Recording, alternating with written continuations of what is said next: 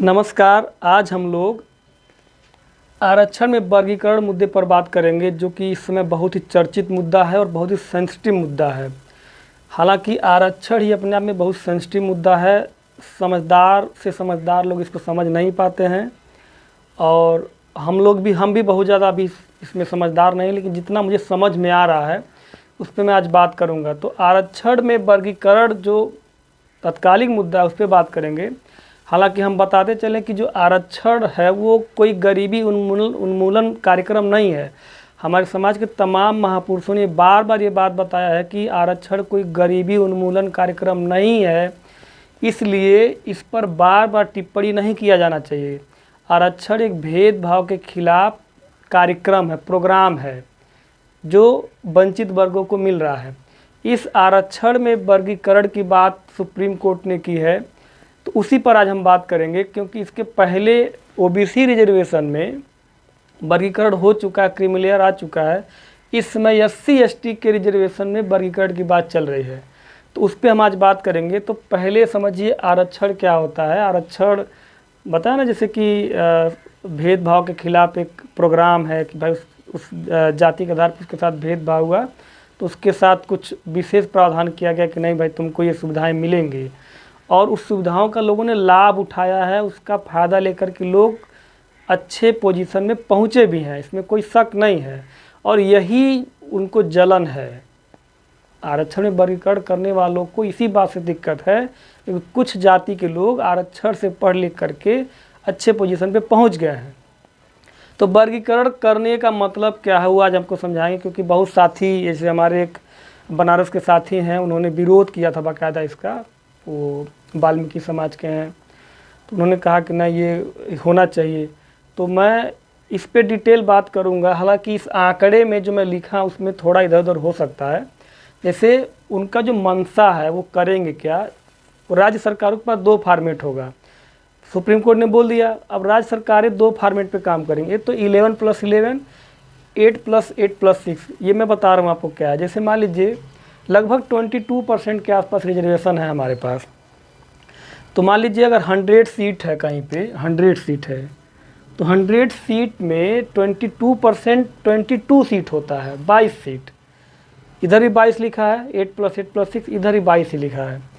तो मान लीजिए कहीं पे 100 सीट का कोई वैकेंसी आ रही है, तो 100 में 22 सीट जो है वो एससी और एसटी का होता है। कहीं कहीं अंतर होता है, वो तो आप देख लीजिएगा। लगभग ऐसा है, स्टेट अलग अलग स्टेट में अलग अलग प्रावधान है। तो वो करना क्या चाहते हैं, मेरा मेन मोटो यही कि मैं ये बताऊं कि वो उनकी मंशा क्या है। तो दो फॉर्मेट वो जारी करेंगे, राज्य सरकार के पास दो फॉर्मेट होगा। एक तो 11+11, तो देखिएगा ध्यान से, 11+11 का मतलब ये है, 11+11 का मतलब ये है कि इस 11 में, अभी पेपर में आपने देखा होगा लिखा था साफ साफ कि एससी एसटी में जो वंचित वर्ग हैं उनके लिए 50% रिजर्व किया जाएगा। उस एससी एसटी कोटे में वंचित वर्गों के लिए 50% रिजर्व किया जाएगा। तो मान लीजिए 100 सीट है, 22% का 22 हुआ, तो इसका कितना हुआ, 11+11 हुआ। तो ये जो 11 है उनका मानना है कि ये लोग मजबूत हो चुके हैं, और ये 11 वंचित वर्ग का। ऐसे इसमें 8 मजबूत वाले का है, 8+6 वंचित वर्ग का है। यहाँ पे पहले समझ लीजिए, इस 11 में मुझे ऐसा लगता है कि एससी कैटेगरी से 3 जातियों को रखा जाएगा। मुझे बहुत ज़्यादा अभी इस पर एनालिसिस नहीं है, लेकिन मुझे जहाँ तक समझ में आ रहा है इस 11 में वो, मैं डायरेक्ट जातियों का नाम लेकर के बोल रहा हूँ, धोबी पासी चमार को रखेंगे। और चमार कहीं कहीं जाटो कहे जाते हैं। हालांकि जाटो चमार को मैं एक ही समझता हूँ, वो अलग अलग लिखते हैं, कहीं कहीं मानते हैं, लेकिन मैं ऐसा समझ रहा हूँ कि जाटो चमार को एक ही मान लेना चाहिए।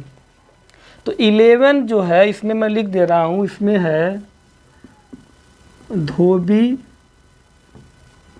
उसके बाद है पासी, उसके बाद है चमार, इसी को हम मान लेते हैं जाटो है। ठीक है ना, मेरी हिंदी उतनी अच्छी नहीं, लिखावट में हिंदी मेरी अच्छी नहीं है, देखिएगा।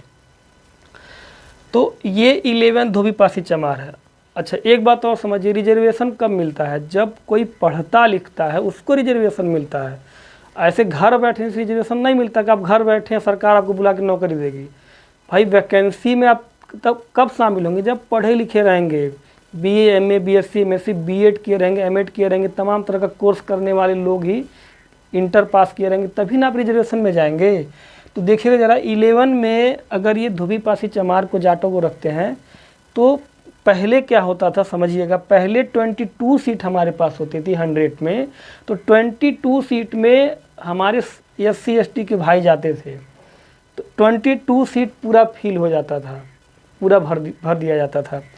यही 22 सीट ही हमको मिलती है। किसी किसी को भ्रम होता है कोई जनरल में क्वालिफाई कर गया है, नहीं भाई ऐसा नहीं होता। यूनिवर्सिटी में मैं रहा हूँ, यूनिवर्सिटी में भी जनरल कोटे में जिसका एडमिशन होता है उसका एडमिशन जो 22% सीटें हैं उसी में वो रहता है, जनरल सीट में नहीं जाता। इस भ्रम में मत रहना तुम लोग, ठीक है।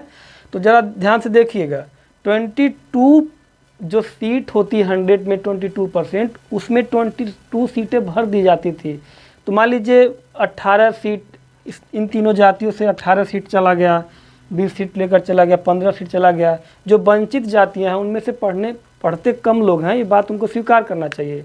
तो उनकी सीट वो कम आते थे तो हो जाते, तो ना टोटल जो है 22 सीट हमारी फिल हो जाती थी, भर जाती थी। अब ये क्या करेंगे, इनकी मंशा क्या है, 11 सीट भर जाएगी। पहले पढ़ने लिखने वाले लोग जो जातियां हैं 11 सीट भर देंगे। 11 सीट में मान के चलिए 5 सीट या 4 से 5 सीट ही भर पाएगी, समझ रहे हैं ना। 5 से 6 सीट 7 सीट खाली चली जाएगी।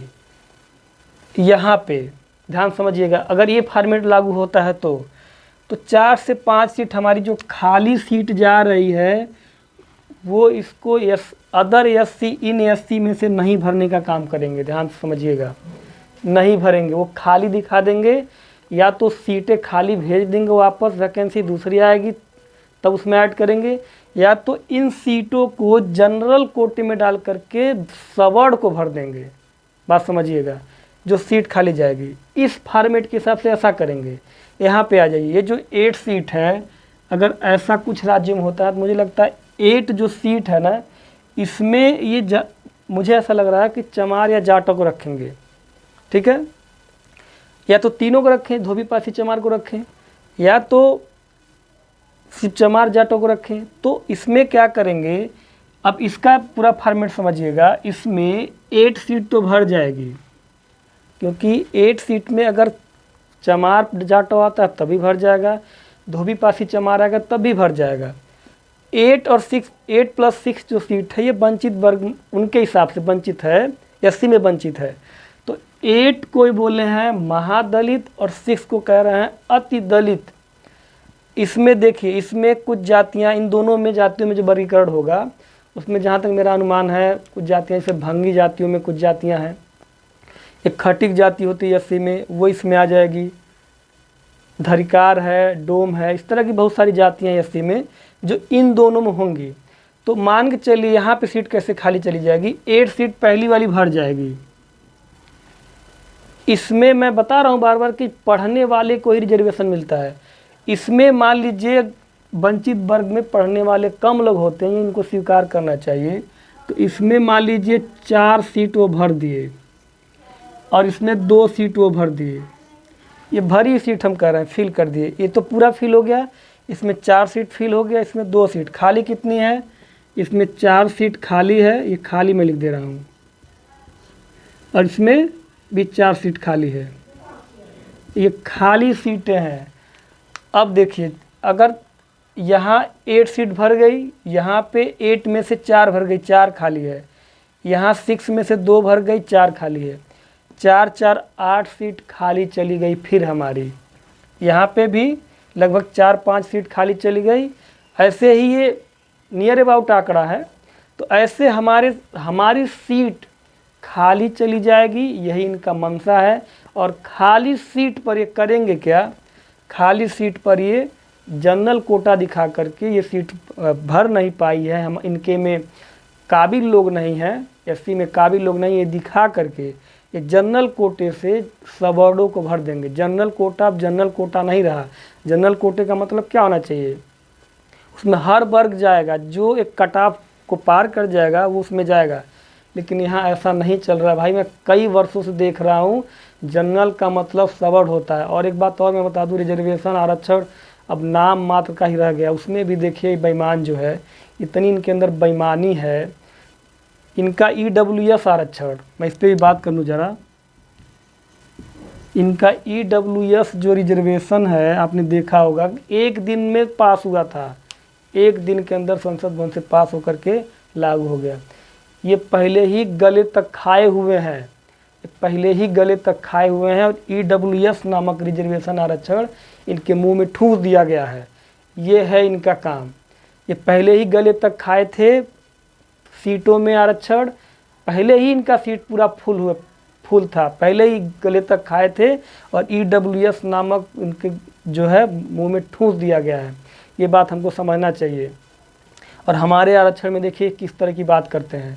तो रिजर्वेशन, मैं बार बार कह रहा हूँ, रिजर्वेशन या आरक्षण कोई गरीबी उन्मूलन कार्यक्रम नहीं है कि फला वर्ग का आदमी मजबूत हो गया इसको हटाओ दूसरे वर्ग को लाओ। ये भेदभाव के खिलाफ एक प्रोग्राम है। जैसे आपने देखा होगा ना कि राष्ट्रपति के साथ भी भेदभाव हुआ है, IAS के साथ भेदभाव हो रहा है। तो ये पूरी तरह से भेदभाव के खिलाफ एक कार्यक्रम था, लेकिन इन लोगों ने इसको के साथ कितना बड़ा मजाक किया है। तो ये बात आपको अगर समझ में आई है तो लोगों तक शेयर करिएगा। इस पर और भी मैं वीडियो बनाऊंगा अगर आप सपोर्ट करेंगे तो। धन्यवाद।